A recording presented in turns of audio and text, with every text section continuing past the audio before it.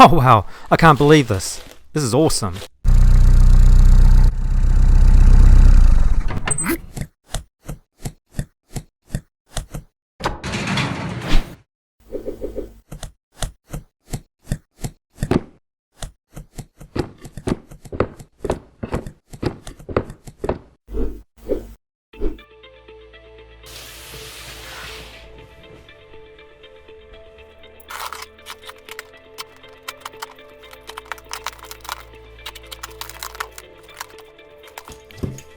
Okay, box number 1. Looks like we've got a few bread boxes in here. It's fantastic.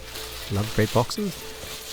And this one's very light, so obviously there's no guts in it.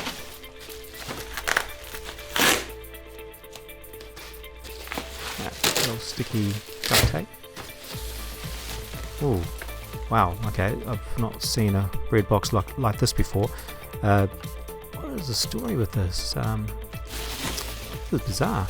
There's a lot of holes, unfortunately, drilled into this bread box. I'm not sure what the purpose was. Yeah, I've no idea. If you've got any ideas, please let me know in the comments below. A lot of wiring. This might have been maybe some sort of music setup. I really don't know. But yeah, it's a lot of holes. Now these little knobs, they obviously turn, so maybe that's something for mixing music. I can't work out why there's so many holes in the back here, and all these little holes here. If anyone knows, please definitely let me know. That's quite bizarre. Bread box number 2. Oh, could this be a Commodore 64G? Maybe not. No. I would love to get one of those for the museum, but I believe, correct me if I'm wrong, this must be a 64C keyboard inside a standard bread box. Because I think the 64Gs have a green LED. Probably other differences I don't know about as well. Still, very nice. Okay, the final bread box. Let's get rid of that. Like I said, I'll get rid of that. Okay, this one feels like there's guts in there, and it looks a lot more standard. Nice looking example though. And wow, it's a low serial number, 13,444. I thought would actually almost be like a silver label serial number, but obviously this is no silver label. I'll just do a bit of a comparison with the keys, the standard keys and also the 64C keys. Which one do you think look better? Okay, box number 2.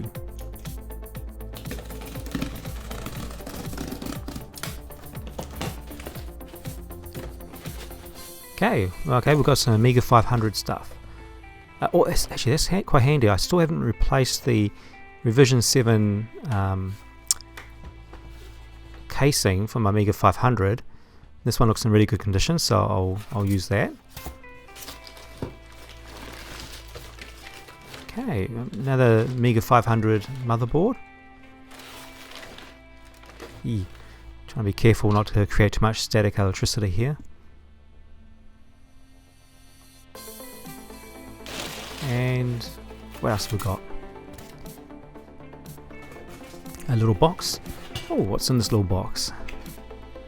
Okay, so it looks like might be a RAM. Yeah, RAM for the Amiga 500.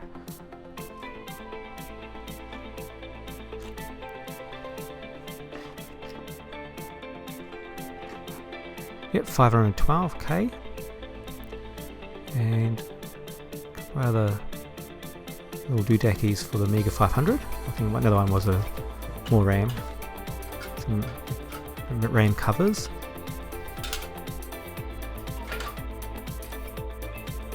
And another set. Nothing inside, that's fine. Okay. And finally, another Amiga 500 motherboard. More newspaper.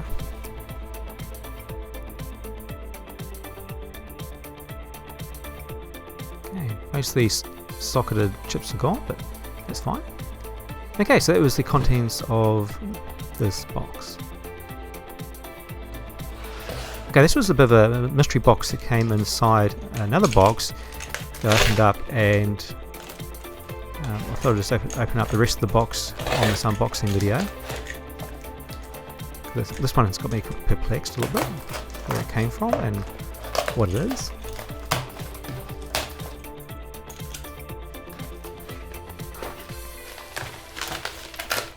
Okay, it's in a bubble wrap and also anti-static bag.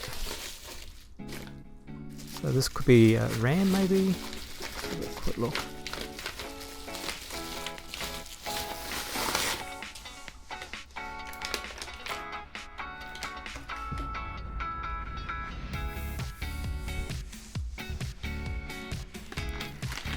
Okay.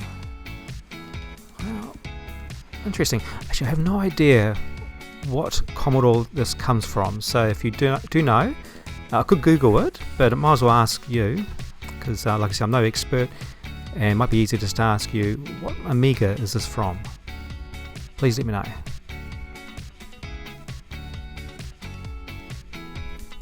Box number 3.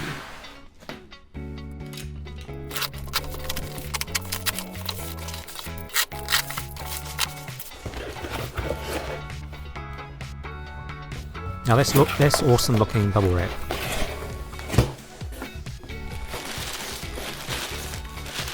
Oh, can't believe it. This is awesome. I can't wait to get this out. This is amazing.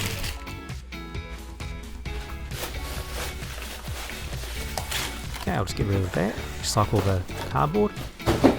Us Kiwis are big into recycling. Unfortunately I can't recycle the bubble wrap, but I definitely will reuse it when I send other items out as well. Wow, that's awesome.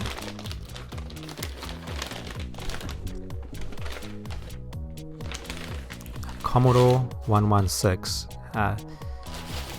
Never had one of these in my hands before. It's so tiny. Well, these keys don't feel that bad actually, but I can imagine it'll be a bit hard to do an essay on that, but it looks a nice looking machine. It's very sleek looking and it looks very similar to that Plus 4 I got recently in an unboxing video.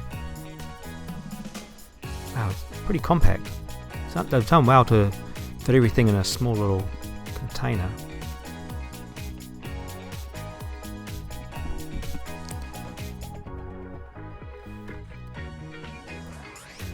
I think I might actually compare this with the Plus 4 because this looks like the baby of the Plus 4.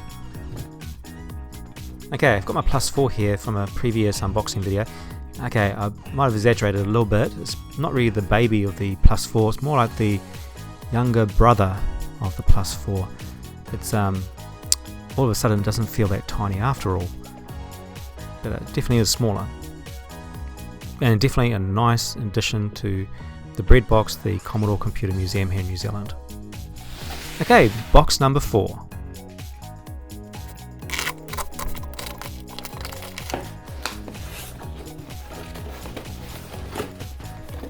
Okay, a box inside a box. Now the box is winning, and then the box is falling apart on me. Okay. What is this? It's a bit of a mystery machine.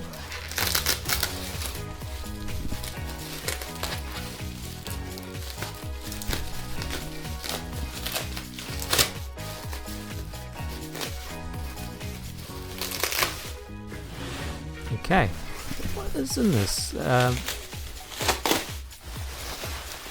Right, okay, so we've got here a couple of pedals by the looks of it.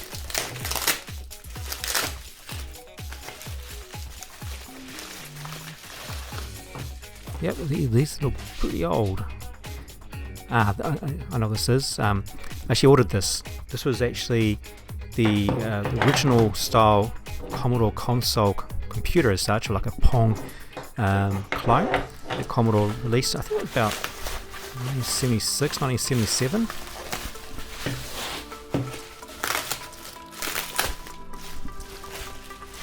Okay, now we've got the AC charger. I believe this machine actually runs off 6 volts or 9 volts DC. That obviously is not going to work here in New Zealand, but I'll get my electrician friend to convert that, and it's an unusual little connection.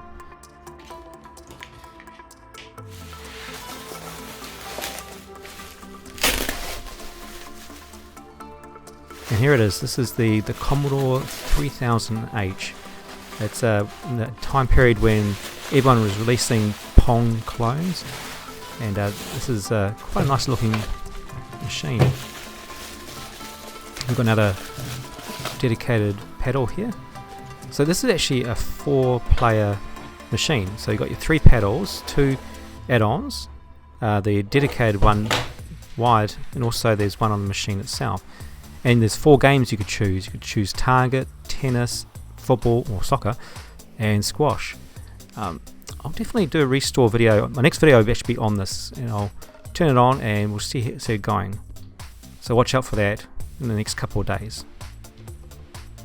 Okay, thanks for watching, everyone.